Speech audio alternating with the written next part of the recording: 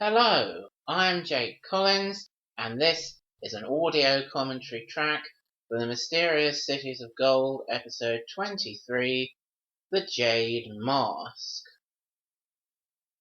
The first thing we see in this episode is the Condor travelling over the Gulf of Mexico. The characters leave South America and enter Central America, where they spend the rest of the series in the land of the Mayas, and as it turns out, the Olmecs. When I first rewatched this on YouTube, I really didn't realise that the whole thing wasn't actually set in South America, and that the city of gold they find really was on the continent of North America. But that is undoubtedly the truth of where the series is set. The last thing our characters did on the South American continent was all the stuff with the Amazons in the previous two episodes. A few seconds into this episode, we leave South America and enter Central America for further adventures. Sancho and Pedro are pleased to see. It's the ocean, it's the sea. They're right, it's the Gulf of Mexico, as I said. When I used to watch this and I didn't realise they were changing from South America to Central America, I thought Sancho and Pedro are talking nonsense. That can't be the ocean. This whole thing is set in South America. But now I've been forced to admit they are absolutely right. It is the ocean, the Atlantic Ocean, the Gulf of Mexico. We're over into Central America, no doubt.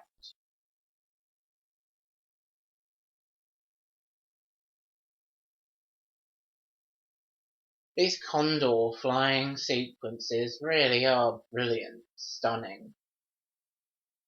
The series spends quite a lot of time viewing the condor in flight, and it is a wonderful spectacle to behold. Rather disappointing, really, that we don't see the condor for a bit after this sequence. It's stuck in the hole for a few episodes.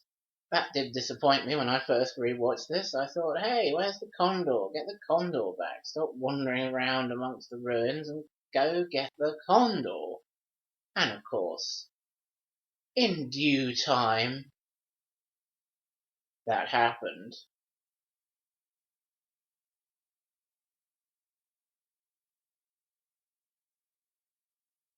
There's the Gulf of Mexico. You can see some land on the left of the screen there. Presumably that's Panama.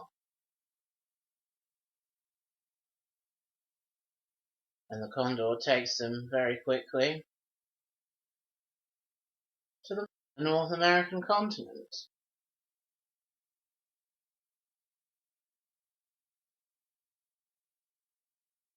And there it is, looming up, and that's where they'll be spending the rest of the series.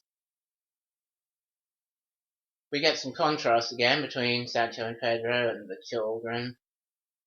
Seeing the rainbow, Zia is of the opinion a rainbow is worth more than all the treasures in the world. Sancho and Pedro aren't too impressed with it.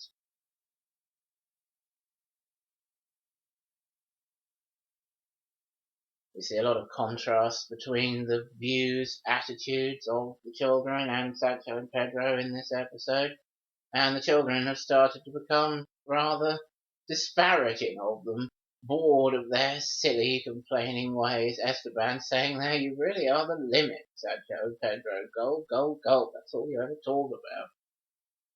And yes, I must admit, I do find them rather trying as we go through the series as well.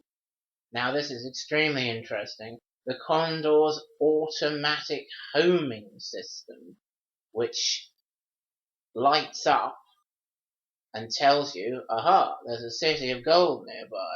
I'm going to dump you somewhere, and then you go and find it. Now this is something I took away for these fan fictions that I mentioned last time. You can tell when you're near to a city of gold, wherever in the world, by the fact that those lights on the condor come up and the condor dumps you nearby and will refuse to move again until you go and find the city of gold, or at least get started on the right track to finding the city of gold. I thought, yes, that's obviously the way that they're going to find the other cities. The condor's automatic guidance homing system tells you when you're near, and you take it from there. That was nonsense there. Inside the rainbow, you can't do that.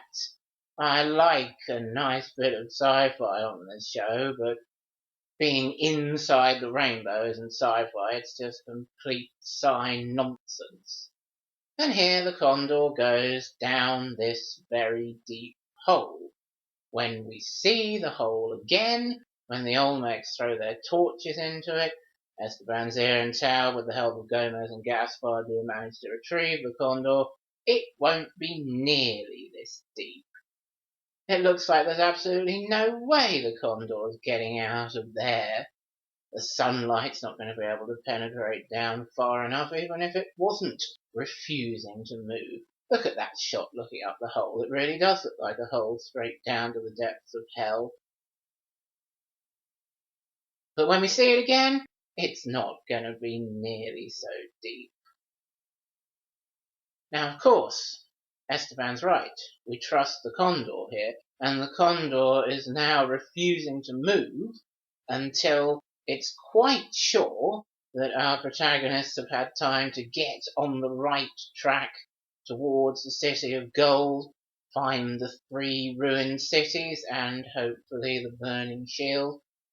The condor's like, right, I'm staying here in this hole until you've found all that, and I'm not going to budge. And then when you have found all that, and you're on the track to the city of gold, then I will move. And it does. And of course, Esteban is the first one to say there, we need to trust the condor. We need to get out and go up these stairs and see where they lead. The condor's brought us here for a reason. Let's go find out what it is. Tao and Zia are inspired by Esteban's determination to get on and do the right thing, so they follow him straight away. And Mendoza points out, well, do we just sit here in the condor, or do we follow the children? And of course they follow the children. Tao says a wonderful line there to Sancho and Pedro. It beats me why you grown-ups are so stupid. As a child I thought that many times in my life, and, well, I still do think it, really, even though at the time of recording this commentary I have past the age of 40, I still find myself thinking, it beats me why you grown-ups are so stupid, often in my life.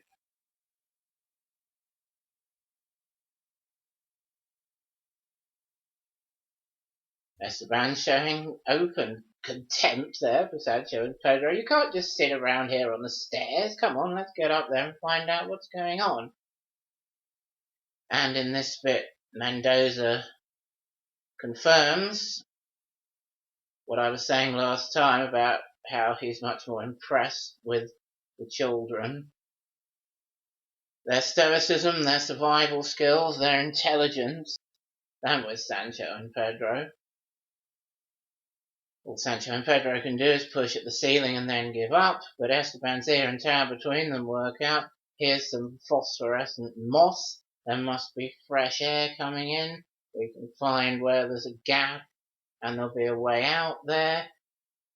Mendoza agrees. Those children have more gumption than the both of you, he says to Sancho and Pedro, and yes, as viewers we should have noticed that by now, and it struck Mendoza anew. I like this bit with the collapsing ceiling rock. It's one of Esteban's greatest feats to save Zia.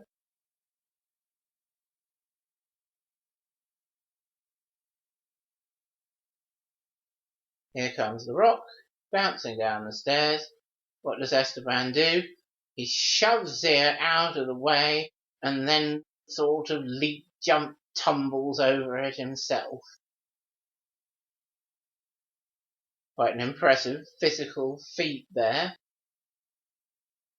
His first concern being that Zia shouldn't come to any harm. Of course, Esteban has earned himself quite a bruising because of it, but he's more than happy to make that sacrifice. Esteban's gymnastics skills are quite prominent in this series at times. Obviously, swimming is a great strength of his. We learn that very early on. But he's very dexterous and physically capable in many situations. We saw in the Esperanza him perfecting his walking on his hands technique, which he used to good effect later to earn the trust of the children at the high peak.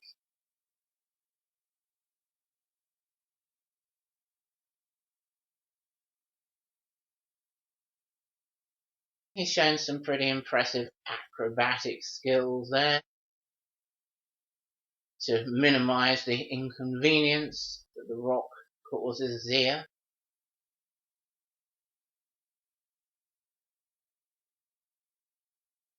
And we will see him completing some more physical feats in future as well.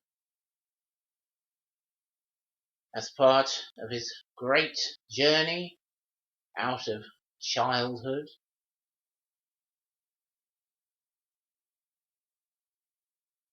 that this series really takes him on. Here we are in the first ruined city, of course. This is episode 23. We won't see the second ruined city until episode 27, and then the third in episode 28. There's a lot of mucking about with the Doctor and Marinche in the meantime. Some of which is very entertaining, some of which is slightly annoying. But again, coming back to this,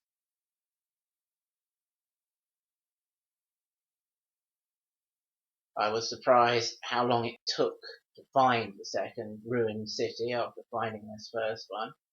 Pedro was quite right to say when they first turned up there, "There's a faint whiff of gold, Sancho." There certainly is. It's the first of the marker cities that shows you the way to the City of Gold. Of course, by this point, Pedro has changed his mind. He thinks there should be stacks of gold hanging around ready for him to find. It stands to reason there should be piles of gold. But of course, no, there aren't. It's the first step to finding that City of Gold. There's one of the shots with the three children standing in a line where you can see that Esteban is fractionally the tallest of the three. The first few times I rewatched this, I kind of thought of Esteban as rather younger than Tao. And that doesn't mean he couldn't be taller, but I've come to realise that they really are, the three of them, all supposed to be pretty much the same age within a few months, 12 going on 13.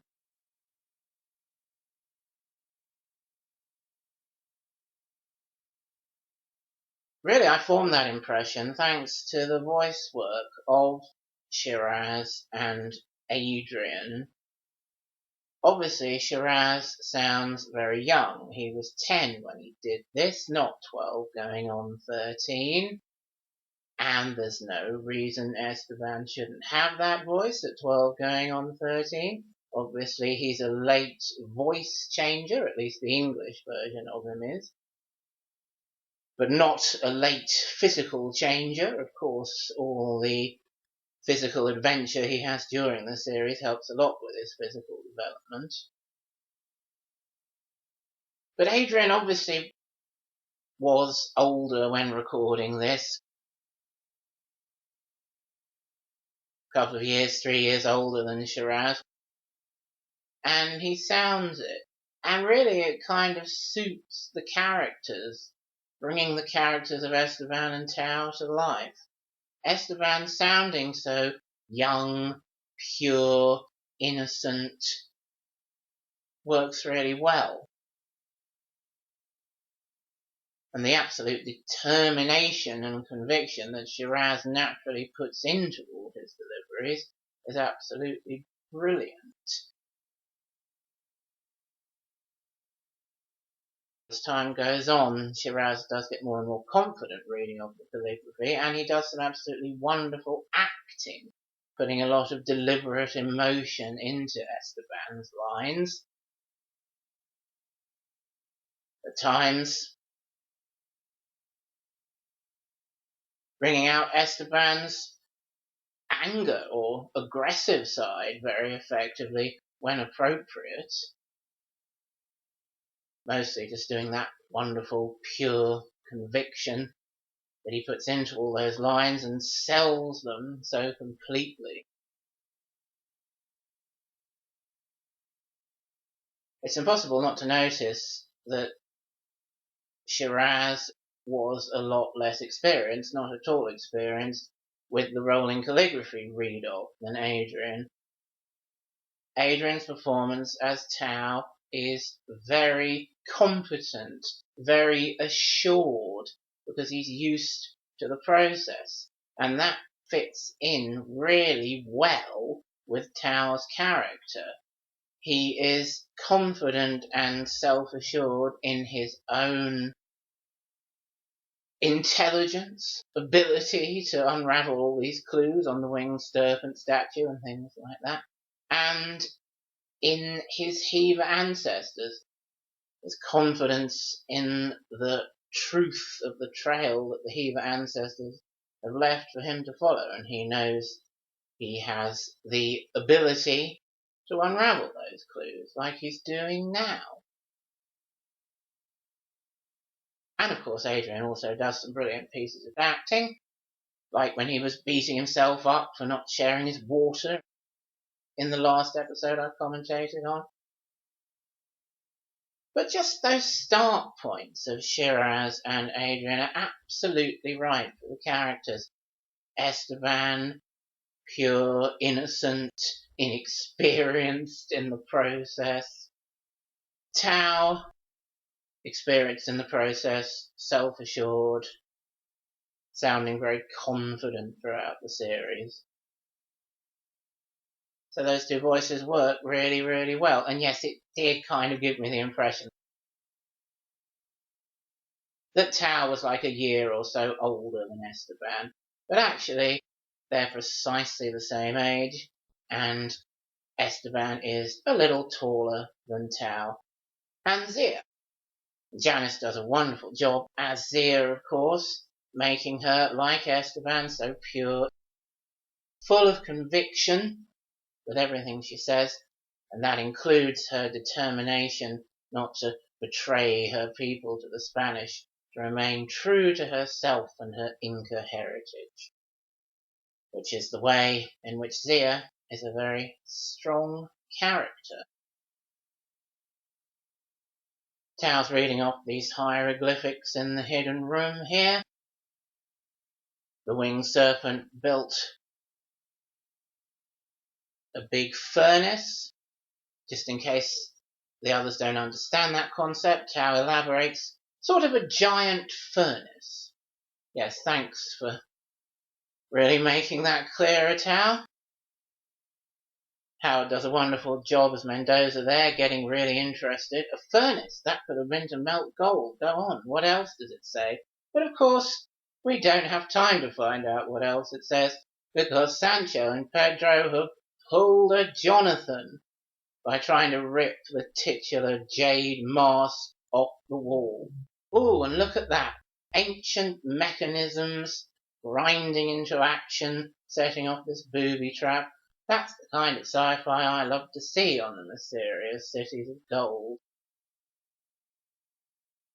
Of course, without Sancho and Pedro around in the next episode, the three children will manage to solve the secrets of this temple and find the first manuscript, or at least half of the first manuscript, that's going to lead the way to the City of Gold.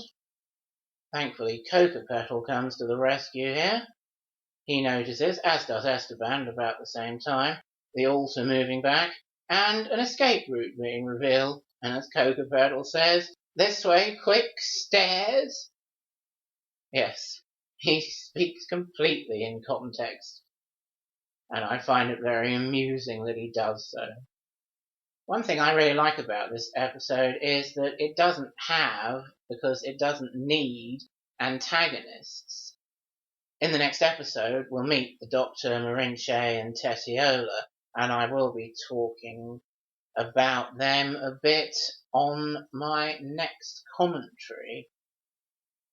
But in many ways, I do feel they're kind of redundant, not really necessary for this part of the series. Just seeing the characters going around, solving the clues, following the trail left by the Emperor of Heber. I really, really like that. And I don't really, really like the Doctor and Marinche. So episodes like this, with investigations and no antagonists, do turn out to be some of my favourites. Of course, we'll see Esteban, Zia, and Tao finding that manuscript, as I said, in the sarcophagus in the next episode. Or is it really a sarcophagus? No, it just looks like one. But Esteban promises Zia with such conviction, of course, if there is a dead body in there, we'll close it straight back up again and leave it alone.